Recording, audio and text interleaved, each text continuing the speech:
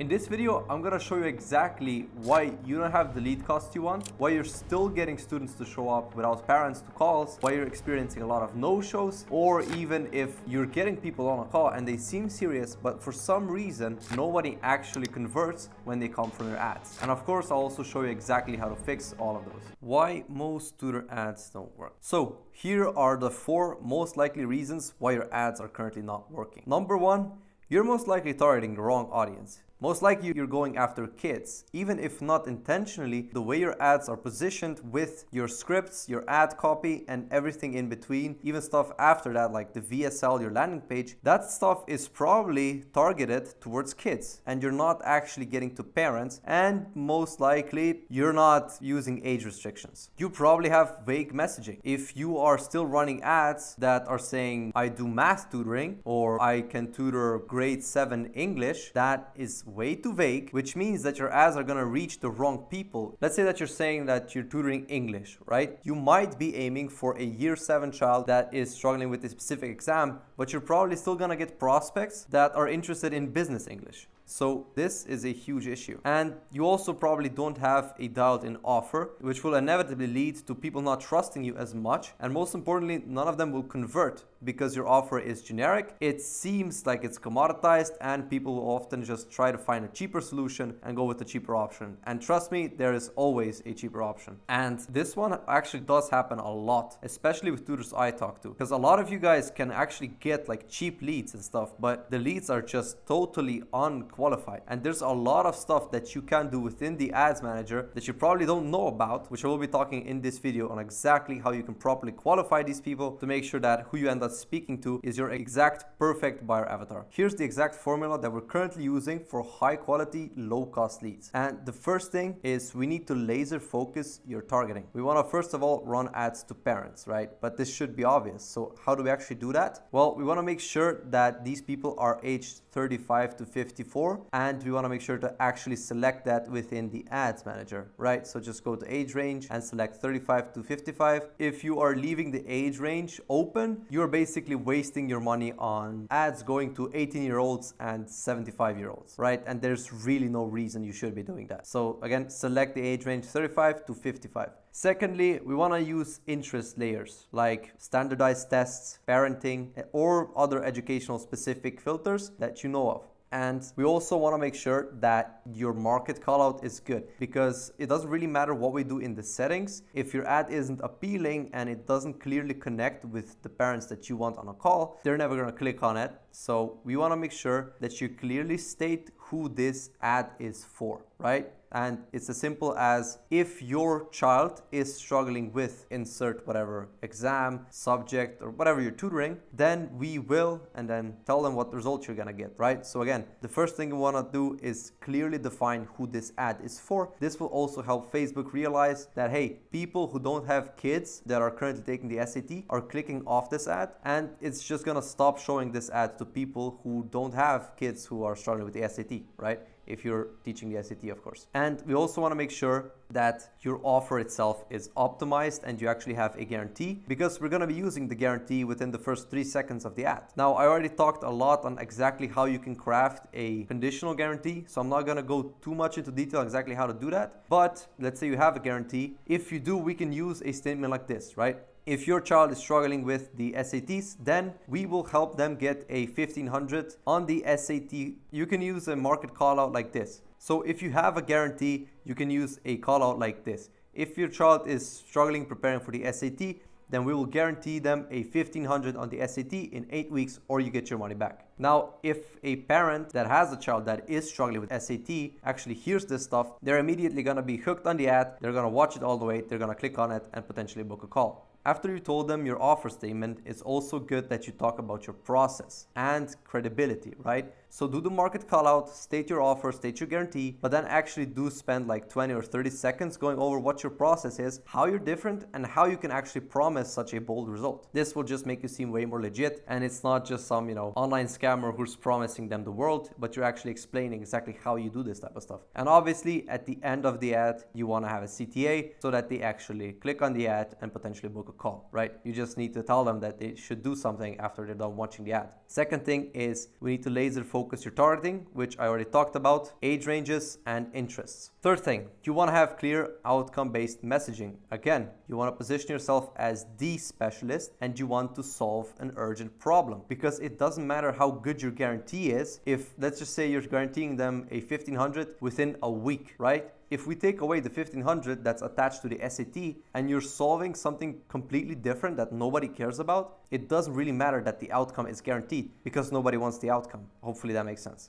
And obviously we need a really, really strong offer, right? Hopefully by this point you understand that you cannot be offering them hours of tutoring. You cannot be offering them tutoring sessions. You need to create a high trust program with a bold outcome, not just hourly math or English tutoring. And lastly, the most important part, you want to actually filter out the unqualified leads, because it doesn't really matter what magic we do with the settings of the actual ads manager. There will still be some people who are just not qualified, right? So here we actually need to use a filtering system to make sure that we're throwing these people out, right? And not ending up speaking and wasting our time on these people. So you need to create a filtering step, which can be done with an instant form, and you need to make sure that you're aware of what budget they have, that the student will not be showing up without the parent, and that they will actually be showing up, right? Again, this can be done with a simple instant form. Just ask them what budget they have set aside for this, whether the parent will also be on the call or if the student will be by themselves, and just basically exclude the people who give the wrong answers. I mean, this one's pretty self-explanatory. This should reduce the no-show rates and also improve the lead quality as well. And if you do these things correctly, these are the results you can expect on the front end. So here we got $3 leads, £4 leads, $5 leads, and £8 leads.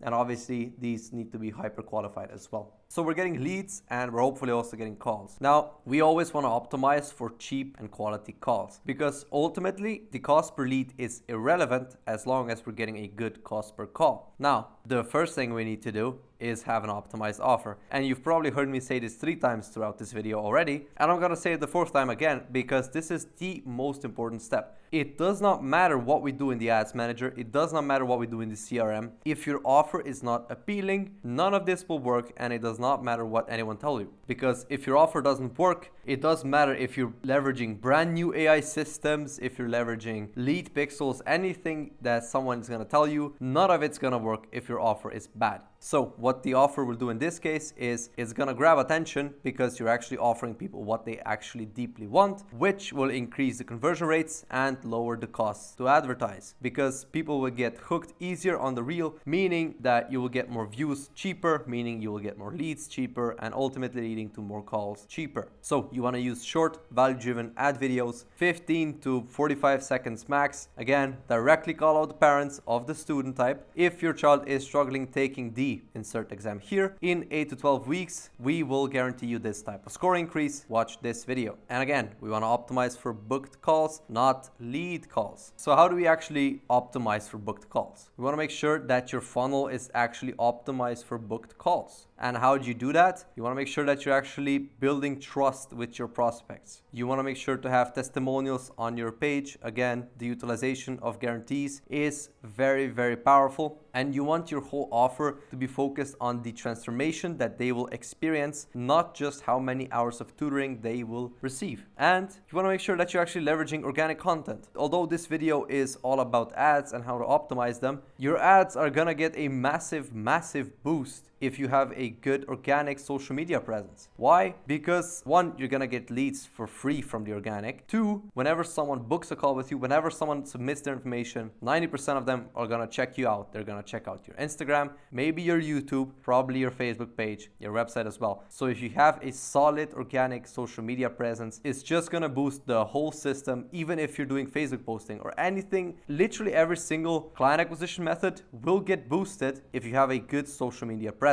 And if you have any student success interviews, we want to make sure to leverage those as well on the landing pages. Make some retargeting ads specifically with the student success interviews and just highlight that you can actually actually get results. And the last step is actually retargeting. So we want to re-engage people who showed some interest but haven't quite taken action, whether that's them submitting information but not booking a call, or whether that's even them booking a call but not closing. There was something in our offer that told them, hey, this is what I want, this is what I need. But then there was something else where they kind of didn't like it and they stopped. So we want to make sure to re-engage those people. Ideally, your re-engaged campaigns would be testimonials, just showcasing proof. Because if you're going to bombard someone with proof that what you do actually works, sooner or later, they will book a call with you as long as you're solving the problem that they want solved. So once we got the whole system set up, we want to make sure that we're using appropriate tracking to make sure we're actually going in the right direction. So here are the key metrics to monitor. Number one is the cost per lead. We want to make sure that the cost per lead is under 20. If it is, that's great. If we have a cost per lead that's more than 20 but under $30 or $40, that's still fine. As soon as it gets above $40, then I would start looking at why it's that high and looking for ways to optimize. We want a booking rate of at least 20 to 30% of leads, and a show up rate of 70% plus is amazing. If your show up rate is 50%, there's stuff that can be improved, like improving the funnel, improving the VSL, making sure you're actually showing enough proof to them, and making sure you're properly qualifying the leads, which I already talked about. And lastly, obviously, we want to close those people, right? We are talking about ads in this video, but the end result should be ROAS, which does involve closing. So you should aim for at least a 20% close rate. Again, if you're not there, work on your closing skills. So if any of these metrics are out of KPI, meaning they're too expensive, this is exactly how you fix it. If your CPL is high, you really only need to test new creatives, new copy, new targeting options. I would start with copy creatives, and if that's not working, I would move into different targeting. If your booking rate is bad, there can be two things wrong here if your booking rate is bad. One could be the offer, two, your funnel. So as long as you have an offer that you know is solving a problem that students do have, and it's a real problem, bear in mind, it needs to be a real problem, and you actually have a solid offer that's gonna fix that, that should be fine. Meaning you need to improve your funnel. So that could be your VSL, you need to test new VSLs, your landing page, test out different landing pages. Also make sure that you're actually calling the leads, right? You need to have a setter calling the leads. Every single lead that comes into your CRM needs to be contacted within the first 5 minutes, whether that's by you or by a setter you hired. Doesn't matter, they need to be contacted. Whether they booked a call or not, does not matter. Contact every single lead. If you have a no-show problem, first question would be, do you have enough reminders? Do you have SMS, email, and WhatsApp notifications all enabled? If not, that's the first thing you need to do. If you have reminders, do you actually give them a reason to show up to the call? And this could also be an offer issue. Again, if your offer is not dialed in, any or all of these can suffer. So first step is always dialing the offer. But let's just imagine you have reminders and you have a dialed in offer. Well, are you actually giving them a reason to show up to the call? Or do they think that you're just gonna pitch them some expensive tutoring package, right? Give them a reason to show up, whether that's giving them a free audit, giving them some free resources, whatever it is, give them a reason to actually show up. Now, if all of these are good, but the actual lead quality is bad, meaning you're getting people on these calls and they're just not your type of prospect, you need better targeting and more qualification steps. Again, we already talked about the instant form, just add more questions. Whatever it is that you're noticing, right? Let's say you're tutoring GCSE English and there's a lot of people who want business English coming up to these calls. It's really as simple as just adding an instant form question, asking them, are you preparing for GCSE English? Yes or no? And just disqualify everyone who selects no. Also, make sure your targeting is on point, which I already talked about previously. I just want to show you how a cheap cost per lead can actually be very deceiving,